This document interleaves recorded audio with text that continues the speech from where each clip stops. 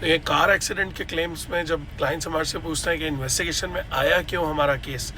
और यूजुअली तभी हम समझाते हैं कि इन्वेस्टिगेशन जब आ जाए तो टाइमली क्यों डील करें, बिकॉज रूट कॉज पे हम लोग काम करते हैं कि लाइक जो भी लीगली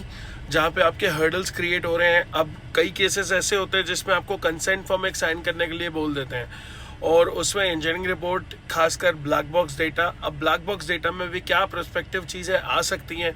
उसके हिसाब से आगे वर्क करना बहुत ज़रूरी होता है लीगली, ताकि आपके कहीं ना कहीं जो राइट्स हैं वो इन्फ्रेंच ना हो। और इवन अब कई केसेस में जब एग्जामिनेशन अंडर होता आता है तो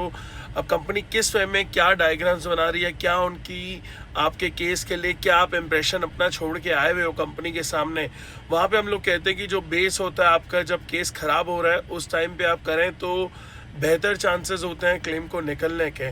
और कई बार हमारे ऑफिस में जब कॉल्स भी आते हैं तो थोड़ा सा मैं, क्योंकि वॉक इन वगैरह हम लोग नहीं करते हैं,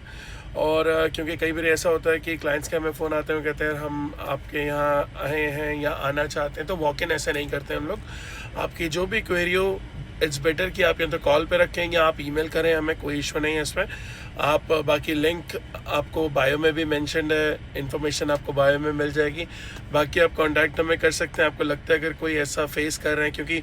ये जो मैंने अभी फ़ोटो शेयर करी हैं ये भी आप डायग्राम्स हम लोग कैसे इसमें बना रहे हैं कि क्या कंपनी सोच सकती है, डैमेज एनालिसिस जो होता है वो कैसे, मतलब टेक्निकल चीज़ें बहुत रहती हैं। बिकॉज कई बार मैं देखता हूँ कि क्लाइंट्स बहुत लाइटली लेते हैं कि एक सिंपल था इन्वेस्टिगेशन उन्होंने मांगा हम देते चले गए, नहीं,